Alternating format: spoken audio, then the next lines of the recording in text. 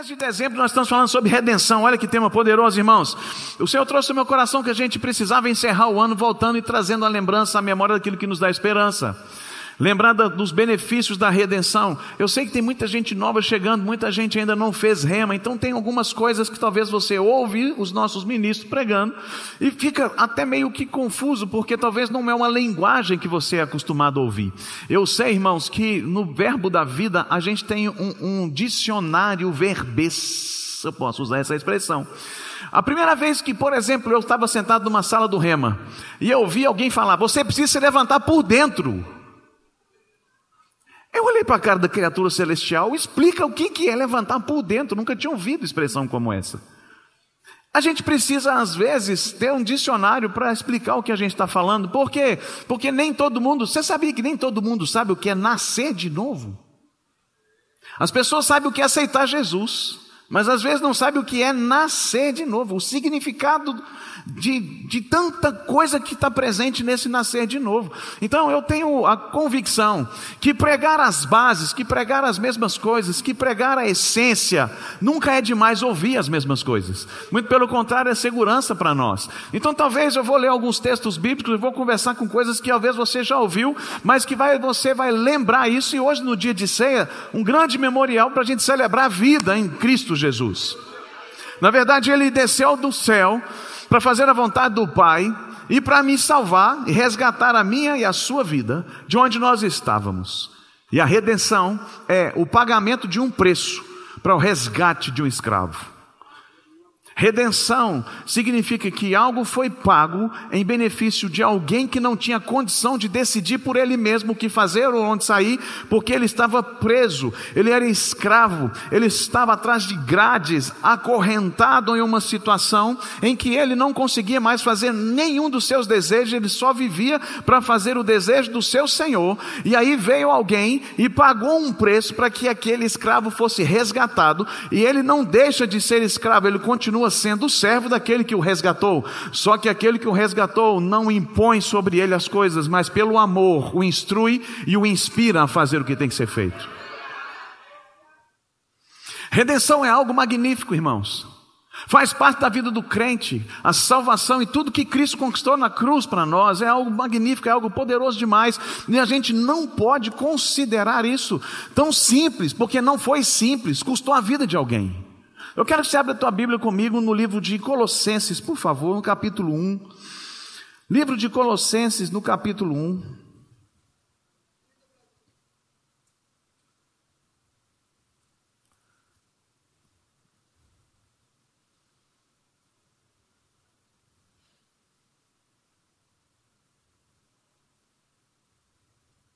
Você chegou? Versículo 13. Ele nos libertou do império das trevas e nos transportou para o reino do Filho do seu amor, no qual temos a redenção ou a remissão dos nossos pecados. Desce um pouquinho, vai no versículo 20. E que, havendo feito a paz pelo sangue da sua cruz, por meio dele reconciliasse consigo mesmo todas as coisas, quer sobre a terra, quer nos céus, e a vós outros, também que outrora erais estranho e inimigos no entendimento pelas vossas obras malignas, agora porém vos reconciliou no corpo da sua carne, mediante a sua morte, para apresentar-vos perante ele santos, inculpáveis e irrepreensíveis. Você entende que a morte de Jesus na cruz do Calvário tornou você santo, inculpável e irrepreensível? Talvez isso aqui, irmãos, o efeito legal da redenção precisa estar latente em nossos corações, em nossa mente todos os dias. O que Jesus fez na cruz do Calvário me tornou aquilo que eu mesmo nunca poderia ser através dos meus atos, das minhas ações, das minhas atitudes. Eu nunca poderia me determinar santo, eu nunca poderia olhar para mim e falar, eu estou fazendo isso e por isso eu sou inculpável. Não, Ele morreu e o sangue dele imputou sobre mim os adjetivos que Ele tem, porque Ele é santo, Ele é irrepreensível, Ele é inculpável. Então quando Ele morre e o sangue dele derrama sobre mim, eu me torno o que Ele também é. Redenção não começa na cruz. Por mais que a gente entenda que a cruz, de fato, é o ápice de um momento onde Jesus se entrega. Mas a redenção, ele começa no Éden e termina no céu. Nós somos criados, irmãos, para viver uma vida abundante. Quando Deus cria o homem, você vai ver isso em Gênesis capítulo 1, versículo 26, façamos o homem à nossa imagem e semelhança, tenha ele domínio sobre todas as coisas nessa terra. Ele nos criou para governar e sermos gestores de toda a riqueza da terra. Quando ele nos cria a imagem dele, com a capacidade dele para fazer acontecer na terra como o céu funcionasse. Ele sempre entendeu que a terra é uma extensão, uma colônia do céu funcionando aqui. E para isso ele colocou pessoas que dotadas da mesma capacidade dele, para governar, para gerenciar, para gerir tudo aqui na terra. Mas uma mentira entrou no ouvido do homem, e o homem cai, e o homem perde aquele lugar de delícias. O Éden tinha recurso de sobra, não faltava recurso no Éden. O Éden tinha vida, o Éden tinha alegria, o Éden tinha paz, o Éden não tinha doença. Eu não sei se você já imaginou isso, mas eu imagino Adão andando pelo Éden, dando umas capinadas de vez em quando, e ele batia a enxada assim, pum, uma pedra, e aquela pedra, ele pegava aquela pedra, era amarela, e aí ele levantava aquela pedra desse tamanho assim, era uma pepita de ouro desse tamanho, o sol batia, aquele negócio reluzia, brilhava, ele pegava aquela pedra e jogava para o lado, porque ele entendia que não precisava guardar recurso para ter lá na frente. Ele sabia que quando ele se relacionasse com o dono do recurso, quando ele precisasse do recurso, ele estava disponível. O estilo de vida que Deus planejou para nós era: eu provi tudo para você, agora você está vivendo para me adorar, para se relacionar comigo. Você é a minha extensão, você é a minha semelhança, você é o meu filho. Eu amo você a ponto de fazer tudo que você precisa, está disponível, entenda? Está tudo disponível. Não era ele que queria conquistar, já existia antes, porque antes do homem aparecer o recurso já tinha. Então no lugar do Éden, era um lugar de provisão abundante. No Éden não tinha doença, não tinha enfermidade, não tinha tristeza, não tinha angústia, não tinha medo, não tinha nada lá, porque era o homem perfeito. Mas o homem que era perfeito um dia ouviu uma voz da mentira, e aquilo que era perfeito deixou de existir. O homem cai e se torna escravo do diabo. E a legalidade da redenção, irmãos, está quando Jesus começa a sentenciar cada parte daqueles envolvidos no Éden. E abre comigo em Gênesis 3, por favor, rapidinho lá. Deixa eu te mostrar essa sentença. Gênesis capítulo 3.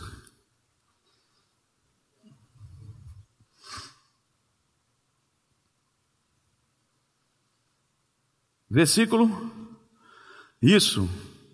15. Gênesis 3:15. Deus falando para cada um dos envolvidos, naquele momento onde o pecado entrou, ele diz: porém inimizade entre ti e a mulher, entre a tua descendência e o seu descendente. Este te ferirá a cabeça e tu lhe ferirás o calcanhar. Aqui a redenção começa. O plano perfeito de Deus para resgate do que se havia perdido começa no Éden, em uma declaração que ele afirma: vai nascer um.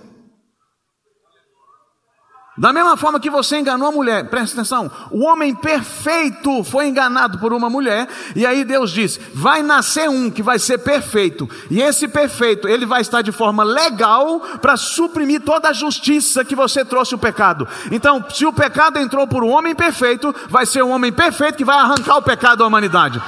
E Jesus começa a dizer: vai nascer um. Porque da descendência de Adão, todos pecaram, irmãos. Mas Jesus não veio da descendência de Adão. Oh, aleluia. Jesus nasce de Deus. Então Jesus era o homem perfeito que satisfazia todos os direitos legais da justiça para arrancar o pecado. Não existia nenhum homem na face da terra que não tivesse pecado para satisfazer a justiça, para poder eliminar de uma vez por todas. É aí o que Deus faz? Matou um animal, um sangue é derramado no Éden, para que o homem pudesse ter o seu pecado coberto. Lembram do que eles pegaram, as folhas de bananeira no Éden? Sim ou não?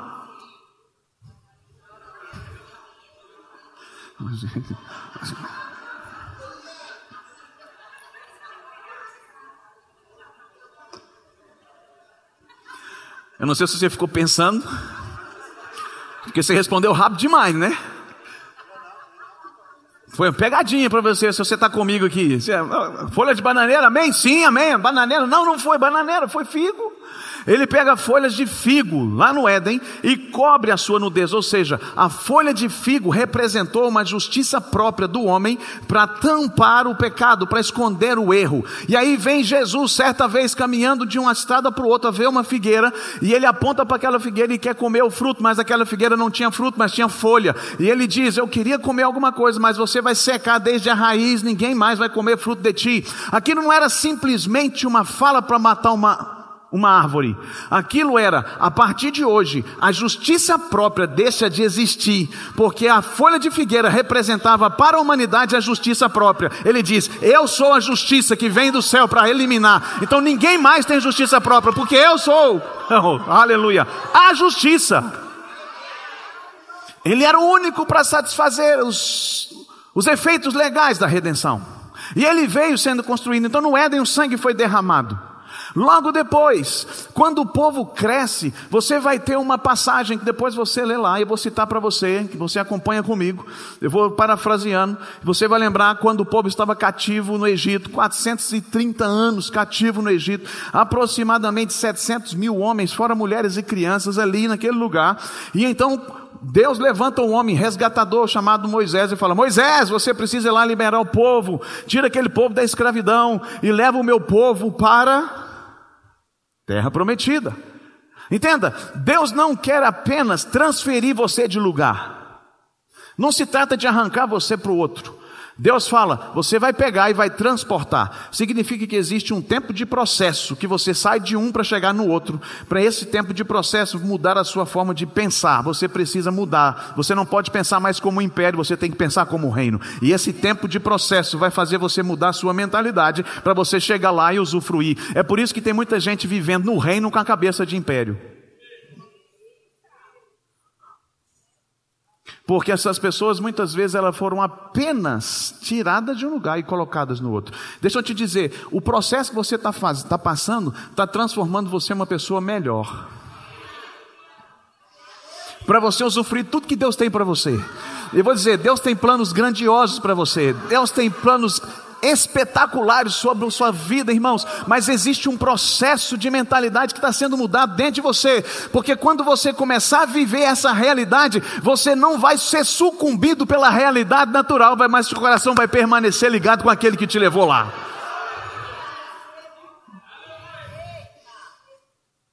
Tem dias, irmãos, que parece que você quer chutar o pau da barraca, sim ou não? Eu acho que eu chutei o pau da barraca essa semana umas 15 vezes.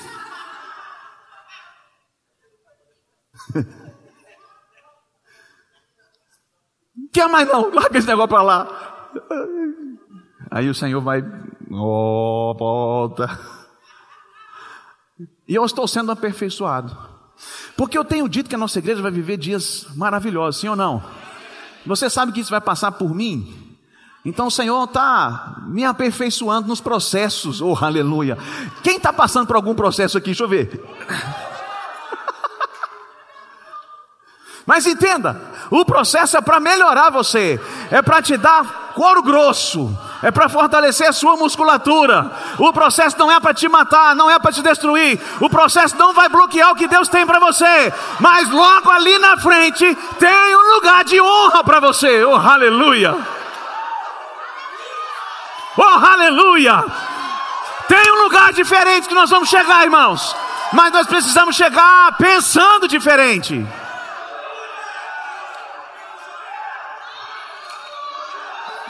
Nós não podemos entrar lá pensando do mesmo jeito, porque senão a nossa conduta vai ser a conduta de um império e não vai ser a conduta do reino. Então a redenção, irmãos, foi um processo que começou no Éden. E aí aquele povo estava todo mundo preso, e Moisés se levanta e chega para Faraó. Faraó, libera meu povo aí, porque nós vamos lá no culto, lá no deserto, nós vamos cultuar lá no deserto, ó. Eu imagino o Faraó ouvindo aquilo tudo, falando, rapaz, como é que conversa é essa? 2 milhões de pessoas, vai cultuar onde? A maior igreja. 2 milhões de pessoas fazendo culto no deserto, oh, aleluia. E ele disse, não vou liberar. E aí vem poder, não vou liberar, e vem poder. A última denominada praga foi: Moisés, aconselha o povo, porque vai ter um lugar que vai existir morte, mas vai ter outro que vai existir vida. E a definição de morte e vida está no sangue. Assim como lá no Éden eu matei um inocente para cobrir o pecado, pegue um cordeiro, mate, pegue o sangue, coloque nos umbrais da porta, e aonde o anjo da morte passar e ver o sangue, ali ele não vai poder atuar, porque o que tem atrás da porta é vida, é prosperidade, é segurança, é provisão, é preservação, é festa, é alegria, é mesa. Presta atenção nisso, a redenção mostrada em todo o tempo na antiga aliança, até a plenitude dos tempos, e tudo por causa do sangue. Aqueles homens estavam na entrada daquela porta. Entenda, talvez a gente não tenha nem noção de como foi, mas é como se, presta atenção nisso, nós estivéssemos todos aqui e existe uma marca do sangue neste lugar, e aí passa o anjo da morte e começa a matar as crianças em volta aqui. Presta atenção, você vai ouvir grito, choro, desespero para tudo quanto é lado, as pessoas sem perspectiva, e dentro da casa uma festa. É porque quem Deus faz aliança tem proteção, tem preservação, tem prosperidade, não falta nada. Oh, aleluia! Será que isso é pouco demais para que eu possa celebrar os efeitos da redenção na minha vida todos os dias, irmãos? Deixa eu te dizer, Moisés escreveu os salmos que diz assim: 1000 podem cair à minha direita, e 10 ao meu lado, e 10.000 à minha direita, mas eu não serei atingido. Por quê? Porque tem a marca do sangue na minha vida. Oh, meu Deus do céu. Eu não tenho uma peste que corre à noite. Presta atenção que Moisés estava falando. É como se Moisés estivesse vendo todo aquele desespero que estava acontecendo em volta dele. Era gente caindo de um lado, era gente morrendo do outro, mas a casa preservada, porque onde tem o sangue de Cristo posto, é preservado, irmãos.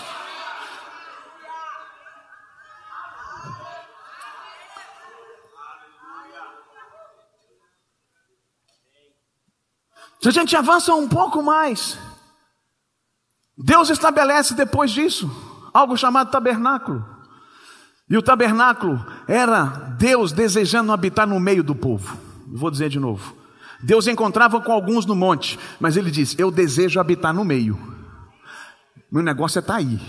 Mas o sacrifício feito naquele tempo não era perfeito o suficiente para mudar a natureza do homem. Então, ano após ano, o sumo sacerdote precisava matar um animal, um cordeiro, pegar o sangue, pegar uma bacia e levar essa bacia de sangue até o santo lugar onde tinha a presença de Deus. Mas antes, entenda, o tabernáculo, quando ele é construído, ele não faz o caminho do homem até Deus. O tabernáculo representa que o caminho que faz é Deus até o homem. Tanto que a primeira coisa a ser construída no tabernáculo é a Arca da Aliança. Ele começa de dentro para fora, porque a Arca da Aliança representa o Espírito humano recriado em Cristo Jesus, o lugar da presença, o lugar da habitação. Então ele constrói a arca, e depois você vai fazer no tabernáculo até ter uma porta.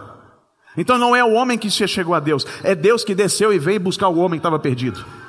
Então o tabernáculo representa isso. Então, quando existia uma vez por ano, o sumo sacerdote fazia o sacrifício, pegava o bode expiatório, colocava a mão sobre a cabeça do bode, declarava o pecado do povo, liberava o bode no deserto, ele pegava o sangue do cordeiro e aspergia sobre todos os elementos do tabernáculo até chegar na Arca da Aliança.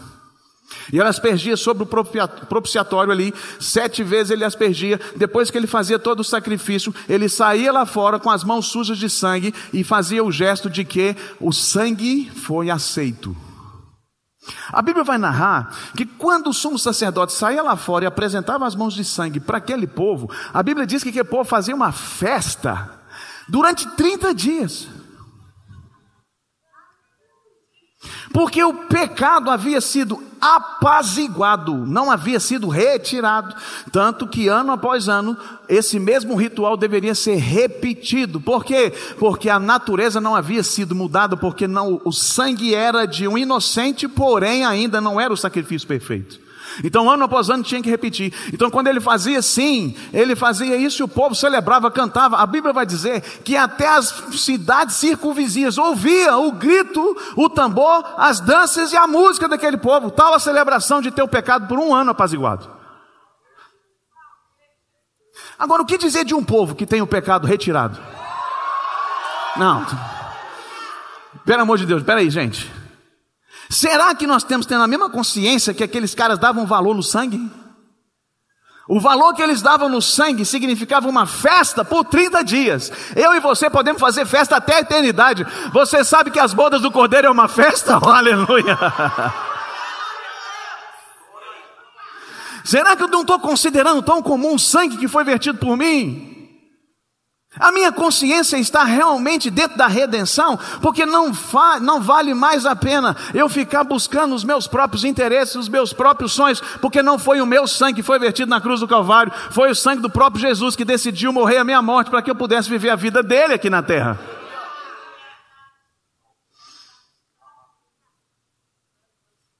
Mas o plano perfeito da redenção, ele segue, ele vai seguindo. Ele vai sendo estabelecido. Por aproximadamente 4.000 anos, o plano da redenção foi feito. E Deus mostrando, sinalizando como seria. Tem um episódio rápido que eu vou falar para você. Você vai se lembrar. Se você não se lembrar, você vai ler lá no segundo livro de Samuel, capítulo 9, se eu não estou enganado. Um menino chamado Mefibosete, descendente de Saul. Davi chama alguém e fala assim: eu quero usar de benignidade, de bondade para a descendência de Saul. Existe alguém vivo ainda da casa de Saul para que eu use de benevolência com ele? E aí veio um dos seus criados e falou assim: tem um menino lá que mora lá em Lodebar, ele é aleijado de ambos os pés. E Davi fala assim: manda trazer esse moço.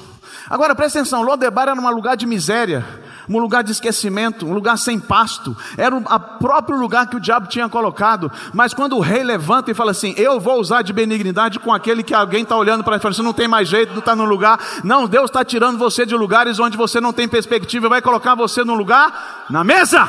Ele tira Mefibosete daquele lugar, e Mefibosete chega diante de Davi. Imagina, era uma normativa. Era comum naquela época, quando o rei derrotava o outro, matar todos os familiares para que não existisse a descendência. Então, quando Mefibosete chega diante de Saul, provavelmente ele chega com a cabeça e falou assim: agora eu vou morrer, eu sou o descendente.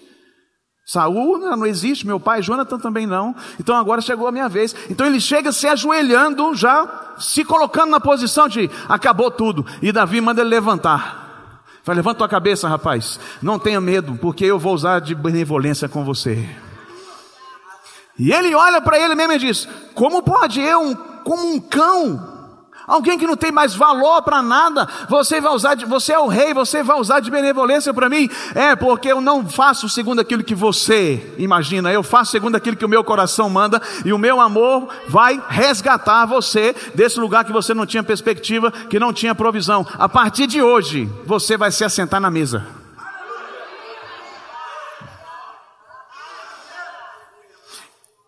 Mefibosete sai do lugar onde não tinha nada, e ele chama Ziba e fala aqui: você vai pegar seus criados, e todas as terras que eram de Saul agora é dele.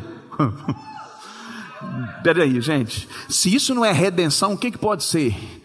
Você não tinha direito a nada, você não fez nada para merecer, você estava no lugar de miséria, mas vem o rei e diz assim: eu amo você independente de tudo, e eu pego você desse lugar e coloco você assentado na mesa onde eu posso comer. Então todos os manjares que eram do rei, Mefibosete começa a participar. É essa mesa que está diante de você hoje. Nós não estávamos neste lugar, nós éramos escravos do diabo, na lama do pecado, nós éramos mortos para Cristo. Ele nos resgatou, Ele nos deu vida e nos fez assentar com Ele nessa mesa poderosa, nos transformando em reis. Então perceba que durante o período antes de Jesus, Ele foi dando mostra do que significa ser redimido. Eu estava conversando com o pastor Renato, redimido, nós somos redimidos, ou a remissão dos pecados. Eu logo me lembrei do pessoal do Rema Prisional. Lá no Rema Prisional, a palavra remissão tem um valor e um significado maravilhoso e desejado por aqueles homens.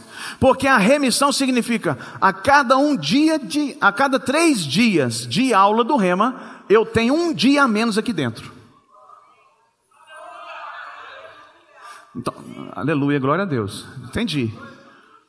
Presta atenção nisso. Você acha que o cara está satisfeito de estar lá dentro, aprisionado, abaixando a cabeça para tudo, sendo humilhado? Não. Então, quanto mais ele conhece da palavra, mais a liberdade chega. Não entendeu não? A remissão para ele tem o seguinte significado: quanto mais eu dedico para estudar a palavra, menos 1 dia preso nessa prisão. Oh, aleluia. Então, ele deseja viver quantas horas a mais para que acelere o processo da liberdade. E é por isso que a Bíblia vai dizer: se você permanecer na minha palavra, você vai conhecer ela. E aí assim, a liberdade chega. Então, aleluia. Então, quando você vai conhecendo dessa verdade, dessa palavra, os efeitos legais da redenção chegam em você, você não vai mais viver aprisionado, porque a prisão não faz mais parte da tua vida, mas sim uma liberdade para servir a um Deus vivo. Quando isso fica claro, eu vou chegar na plenitude dos tempos em Cristo Jesus. Eu sei que, abre comigo a sua Bíblia em Hebreus capítulo 10. Hebreus 10, deixa eu ler esse texto com você.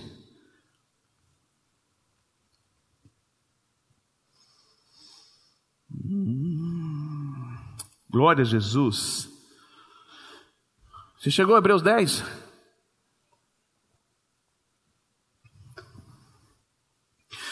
Deixa eu ler o 9 primeiro. 9, 11. 9 e 11.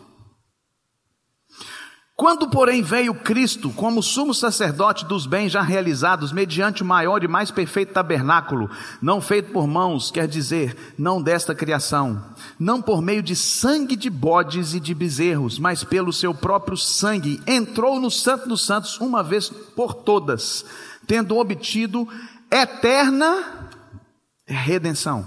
Portanto, se o sangue de bodes e de touros e a cinza de uma novilha aspergidos sobre os contaminados os santificam quanto à purificação da carne, muito mais o sangue de Cristo, que pelo Espírito eterno a si mesmo se ofereceu sem mácula a Deus, purificará a nossa consciência de obras mortas, para servirmos ao Deus vivo. O que está dizendo aqui é, quando Deus manda Moisés fazer o tabernáculo para oferecer sacrifício uma vez por ano, a Bíblia vai dizer que existe um modelo no céu. Eu não sei se você já para pensar como é que deve ser esse negócio no céu. Eu fico pensando como é que deve ser o tabernáculo do céu, porque na terra era ouro, era prata, era bronze, era linho fino, era púrpura, era carmesim, era um negócio suntuoso, porque o que Deus faz é sempre sobreexcelente. O que Deus promove na terra, Ele não vê baseado no que o mundo vê. Ele não precisa ser baseado nos recursos que o mundo pode oferecer. Ele fala, faça que eu te dou tudo. E Ele manda construir aquele tabernáculo segundo o modelo que eu te mostrar. Então pensam comigo, se você é meu aluno da aula de vida de louvor, você vai lembrar desse pedaço. O tabernáculo foi construído segundo o modelo no céu. Então significa dizer que existe um tabernáculo celeste. Existe algo igual no céu, talvez em proporções gigantescas, mas existe um lá. E lá no tabernáculo começa com a arca, lembra disso? A arca, depois tem o candelabro, depois tem um altar de incenso, depois tem a mesa dos pães, depois tem a pia de bronze, tem o altar do sacrifício e a porta. Pegaram isso? Sim ou não, gente? A arca da aliança, lá no Santo dos Santos, no santo lugar, altar de incenso, o menorá ou o candelabro, a mesa dos pães, saindo você tem a pia com a água, e lá o altar de incenso, e lá a porta. E o tabernáculo vem de dentro, de novo, porque a vida do crente não é vivida de fora para dentro. A vida do crente começa pelo Espírito.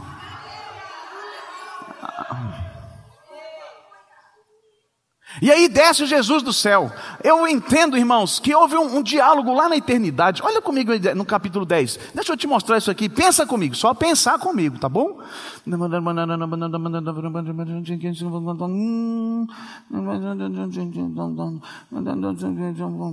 Tem. 5. 10, 5.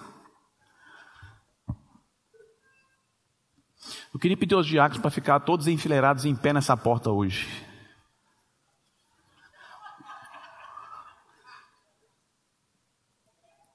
Hoje tem feijoada, você não precisa correr para ir embora.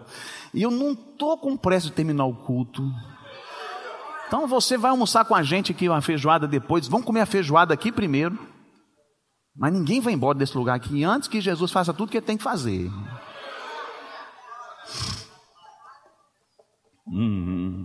Por isso, ao entrar no mundo, diz, versículo 5, Hebreus 10: sacrifício e oferta não quisestes, antes um corpo me formaste.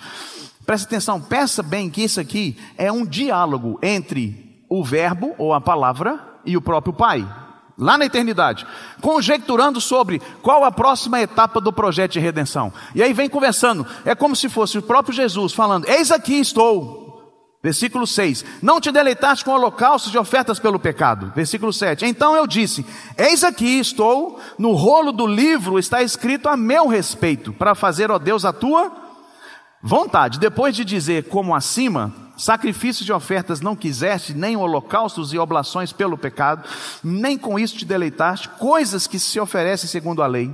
Então acrescentou: eis aqui estou, para fazer, ó Deus, a tua vontade. Remove o primeiro, para estabelecer o segundo.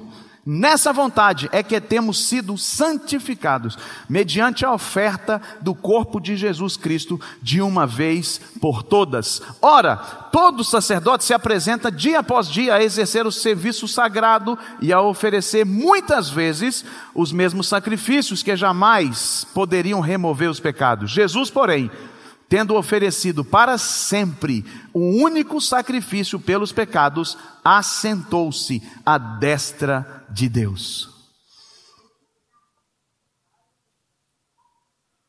Imagina essa conversa lá na eternidade. Eu vou descer, não estou aguentando ficar aqui em cima não. Está gravando, né? É só gravando? Tu vai me acompanhar, meu irmão? Vai, né? Eu não estou aguentando ficar aqui em cima não. Tem algo para a gente viver junto aí. É como se houvesse um diálogo na eternidade. E Jesus falando: bom, eu estou percebendo que você não está se agradando mais do sacrifício que ano após ano são entregues. Porque eles sacrificam, fazem 30 dias de festa, celebram tudo, mas daí a pouquinho eles voltam na vida de pecado de novo. Aí ano que vem tem que fazer outro. E você não está se agradando disso mais. Mas eu sei que o profeta Isaías falou a meu respeito. Culto ao vivo tem isso, né? Está vendo? Mas Jesus está dizendo: no profeta Isaías escreveu a meu respeito. Então, eu estou aqui para fazer a tua vontade. Ele falou isso lá no céu, depois ele repete na terra. E aí ele falou: você não quer mais sacrifício, mas você me deu um corpo. Aí Jesus Cristo, enquanto alguns homens desejam ser reis, e alguns reis desejam ser deuses, Jesus Cristo, que era Deus, ele se torna rei, depois homem, e depois opróbrio, para pegar a mim e você e nos colocar na posição de rei. Aquilo que os homens buscam, aquilo que os homens devoram uns aos outros, aquilo que os homens desejam tanto, Jesus Cristo fez com a própria vida. Ele me colocou, eu e você, assentado à direita de Deus, e nos fez reino e sacerdote. E Jesus disse: aqui estou, vou cumprir a tua vontade. Então Jesus deixa a eternidade, ele abre mão da sua glória e se humilha a se tornar homem, e entra num corpo humano como o meu e o seu nessa terra, mas sem pecado, porque ele foi gerado por Deus. Então o pecado não estava em Jesus. Então ele era o ser humano perfeito, que satisfazia todas as necessidades da justiça, para que o pecado fosse retirado. Ele era o único. Então ele anda na terra mostrando como o céu funciona, para que quando ele morresse, ele ia fazer nascer uma geração igual, para dar continuidade àquilo que ele fez. Isso chama-se redenção. Ele se tornou o primogênito de muitos irmãos. Quando ele se entrega, ele deixa de ser o unigênito e passa a ser o primogênito. Significa dizer que eu e você somos irmãos de um Jesus que morreu nessa terra e que viveu para mostrar como é que vive uma vida em abundância. E a vida que Jesus viveu, ele não precisou juntar um monte de riqueza e guardar no banco. Porque quando ele precisava de dinheiro, ele mandava pescar.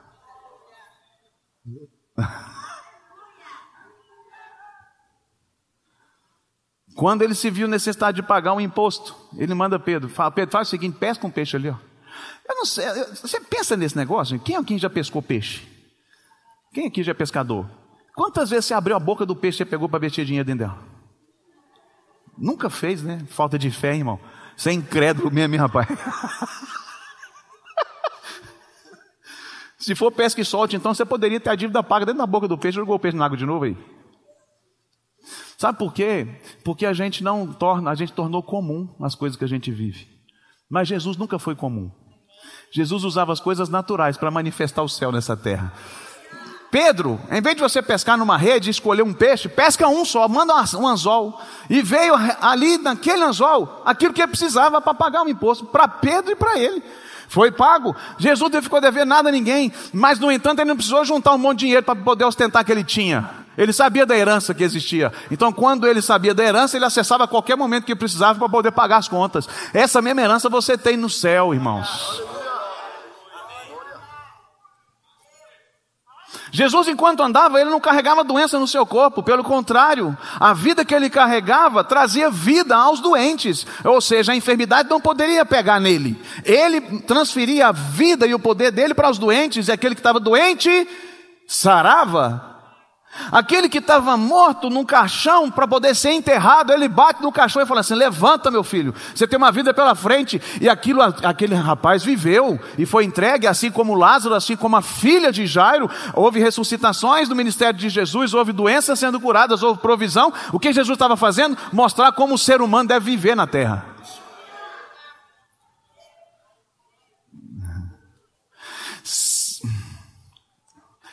Se a sua vida não está semelhando com Jesus, não é o cristianismo que você está vivendo. Provavelmente você está vivendo uma religião. Porque a religião te oprime a fazer um monte de coisa. Mas Jesus não te pede para fazer.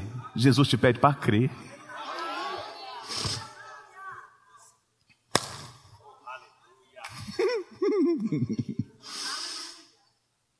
Então Jesus vem e mostra como tem que ser feita a vida nessa terra.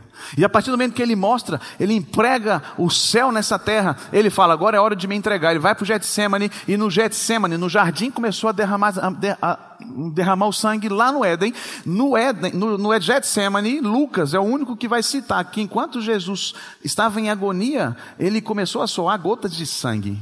Então no jardim que começou lá, é no jardim que começa o maior sacrifício. É no Getsemane. Ali ele diz, eu estou angustiado até a morte, mas eu não vim fazer a sua vontade. Eu disse para você.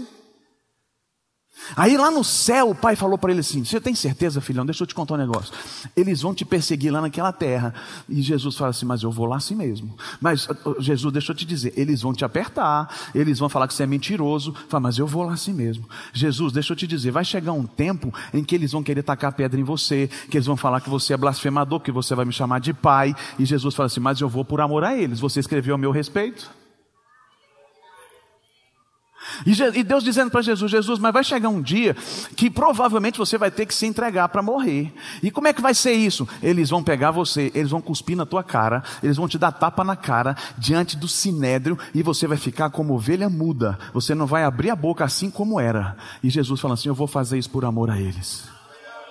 E quando ele é pego, ele é levado para o sinédrio, aqueles homens começam a cuspir na cara dele, começam a dar tapa na cara dele. Fala alguma coisa, tem coisa contra você, você é um blasfemo. E ninguém achava nada contra ele, até que pega Jesus e manda para Pilatos, e Pilatos não encontra nenhum dolo, manda para Herodes, e de Herodes também não existe dolo nenhum. Por que, irmãos, era necessário? Porque precisava configurar que aquele era o sacrifício perfeito, que não existia dolo, que não existia acusação, que não existia nada errado. Ele foi certificado por todas as autoridades daquele tempo, não existe dolo nele. Ele estava dizendo, pode sacrificar, porque ele é o perfeito. Sem saber, ele estava dando um sinal do céu para a remissão dos nossos pecados. Oh, aleluia! Jesus foi entregue nas mãos dele, ele ficou como ovelha muda. E enquanto ele estava como ovelha muda, levando cusparada, levando tapa na cara, eles pegam Jesus, levam para Pilatos, e Pilatos, na última vez, não consegue encontrar nada. Agora, presta atenção comigo isso aqui. Eu fico impressionado com os diabos chegando aqui já, gente. Mas você não vai embora não, fica comigo. No tabernáculo, Jesus é apresentado em todos os seus elementos. Jesus estava na madeira de acácia que foi feito a caixa, o lugar da presença de Deus. Jesus estava ali como madeira.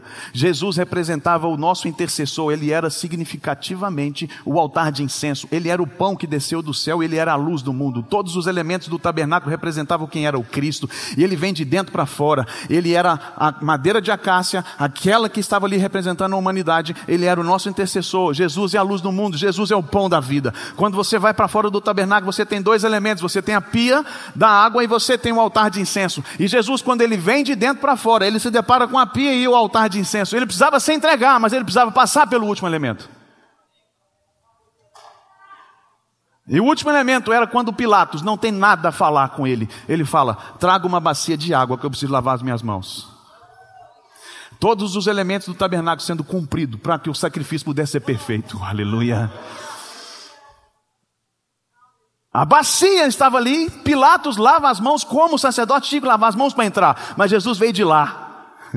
Jesus veio do céu para abrir a porta, oh aleluia. E aí Jesus, quando ele passa, Pilatos abre, lava as mãos e entrega Jesus para o sacrifício. E Deus está falando, agora você vai passar por um tempo difícil, Jesus. Vai colocar uma coroa de espinhos sobre a tua cabeça, o sangue vai começar a escorrer. Você vai levar 40 chibatadas menos 1 nas suas costas. A sua carne vai ficar exposta, você vai ser moído por causa deles. E Jesus está dizendo, eu vou suportar isso por amor a eles. E o sangue deles sendo vertido, o precioso sangue de Cristo sendo derramado. Eu não sei se você lembra do filme Paixão de Cristo, quando ele é arrastado, quando ele já não estava aguentando mais, mas ele não podia morrer ali, gente, ele precisava ir para a cruz. Então um ser humano suportar aquilo era porque existe um plano perfeito acontecendo. E Jesus todo ensanguentado, destruído por aqueles ossos, a sua carne exposta, ele é arrancado daquele lugar, e um caminho de sangue é colocado no chão, para que eu pudesse mostrar para aqueles que vinham depois qual o caminho para entrar. Aleluia.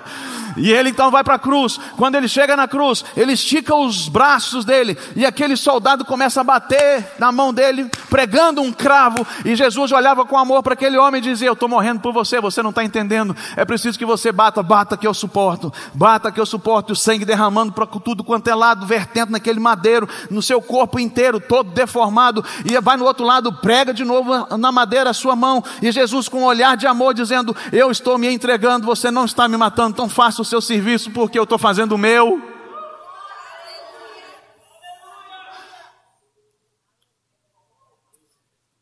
Os braços abertos naquela cruz, o sangue vertido por mim e por você naquele madeiro, representando o sacrifício perfeito, de uma vez por todas.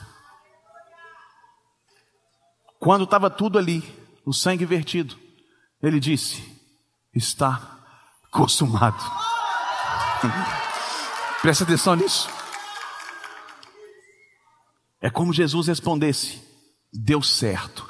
Quando Jesus responde, deu certo, o pecado, a mazela, a miséria, a doença, a enfermidade toma conta dele, e naquele momento o pai tem que abandonar ele. Ele agora se torna o opróbrio, o verme de Jacó naquela cruz, para que eu e você pudéssemos ser a realeza.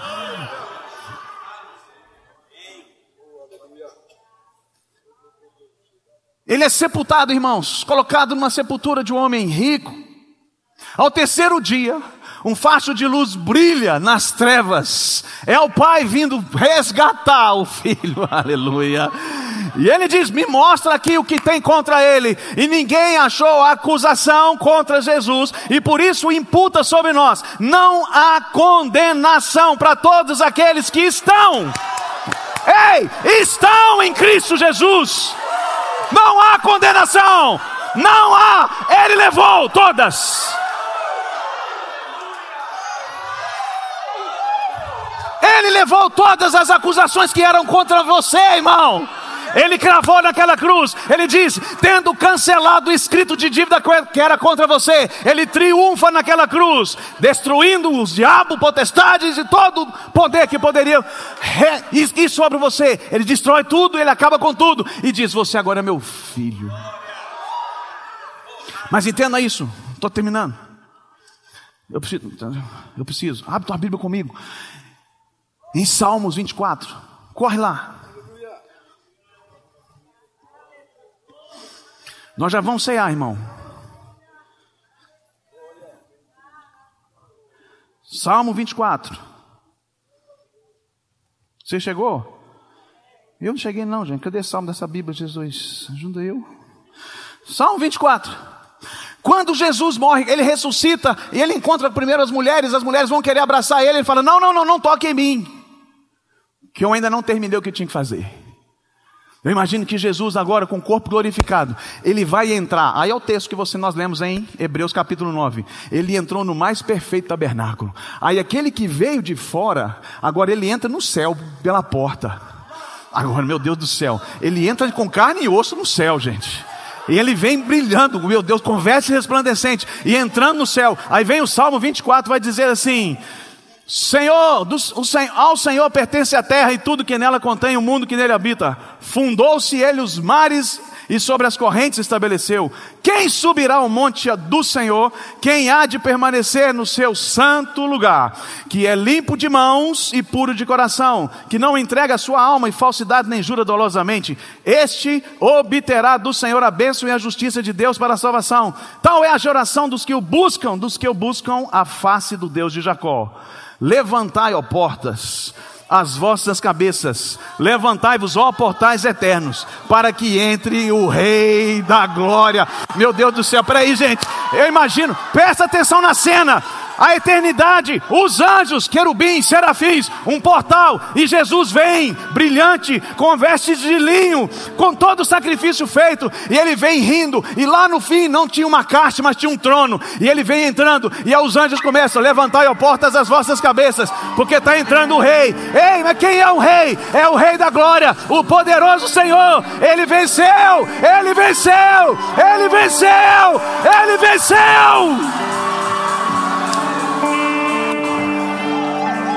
Ele venceu.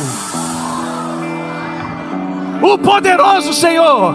Quem é o Rei? Jesus, aquele que se humilhou a ser homem, aquele que entregou o seu próprio sangue, aquele que teve a sua carne enferma por amor de nós. E é por isso que o pecado não pode mais nos dominar, porque de uma vez por todas ele tirou o pecado da humanidade. Ele não veio apagar, ele veio tirar de uma vez por todas a força do pecado para aqueles que nasceram de novo. Então, quando eu entendo isso, as bases legais da redenção, eu não posso mais viver sem entender que eu sou a justiça, que eu sou curado. Quando a gente fala que nós temos cura, irmãos, nós estamos falando por causa do sacrifício desse homem.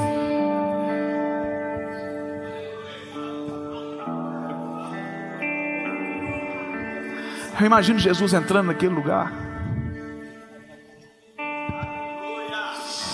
e o pai olhando para ele, dando um sorriso e falando: filho, deu certo. A humanidade inteira estava perdida, mas a sua obediência resgatou todo mundo, filho. Filho, obrigado por obedecer ao plano perfeito. Eu imagino Jesus com um sorriso no rosto e dizendo: pai, eu fiz porque eu amo ele tanto quanto você, porque o Senhor amou esse mundo de tal maneira que eu me entreguei por eles. Sabe, irmãos, não vale a pena a gente viver a nossa vida sem cumprir os efeitos disso para nós. É injusto com o que Jesus fez. Quando nós estamos diante dessa mesa, ela simboliza o sangue e o corpo dele, a redenção nas nossas vidas. Nós fomos arrancados do império, a doença não pode mais nos tocar, a tristeza não pode permanecer no teu coração, a miséria não faz parte mais da tua vida. Nada disso é realidade para nós, irmãos, porque a realidade da nova criação é a realidade que está em Cristo Jesus. Mas às vezes a gente entra numa vida tão automática, tão no dia a dia, que eu preciso fazer, que eu preciso ir, que eu preciso... Não, irmãos, se atente pelo que Cristo fez e faça valer a pena o sacrifício dele por você. O sacrifício dele foi real, o sangue dele era real,